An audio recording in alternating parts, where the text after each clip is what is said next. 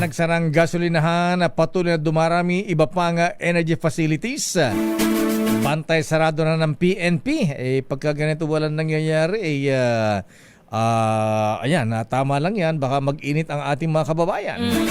Enyel Parosa, please come in. Enyel. Lakay mula sa 403, umabot na sa 415 na gas stations, mga gasolinahan itong pansamantala nagsasara. Mula na panibagong tensyon sa gitnang silangan. Sa datos ng Philippine National Police, pinakamaraming nag-adlock na gas station sa Cordillera na may 78. Sinundan ng Cagayan Valley na may 50, gitnang Luzon na may 42, Calabarzon na may 35, at Bicol Region na may 30. Ayon kay PNP Chief Police General Jose Melencio Nartatis Sr., bahagi pa rin ito ng pagtutok ng pulisya sa seguridad ng mga energy facility maging peace and order sa mga komunidad, lalo tama kalakay, maaari o pinangangambang sumipa rin ng krimen kapag nagpatuloy ang krisis sa langis.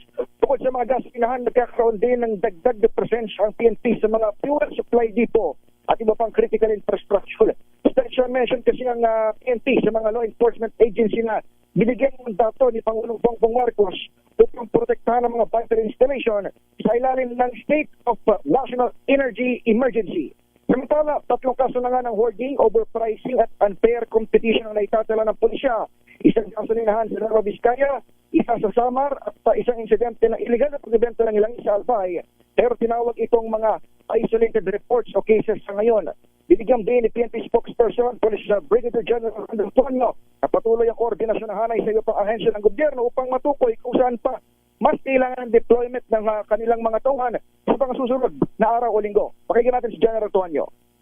Pero kaugnayan po na nasabing Emergency Crisis Committee na nilabas po ng ating mahal na Pangulo na magpatuloy ang pakikipag-ugnayan ng PNP sa DOE at saka sa DTI, sa DSWD at iba pong ahensya para po alamin kung ano yung specifically, kung ano po yung mga kailangan po nila sa PNP para matulungan sila ang mga sabing ahensya sa pagpapatupad ng nasabi pong mga taskings po ito. At tinig ng tagapagsalita ng pambansang pulisya. Ako si Daniel Torrosa, DZRH, una sa Pilipinas, una sa Pilipino.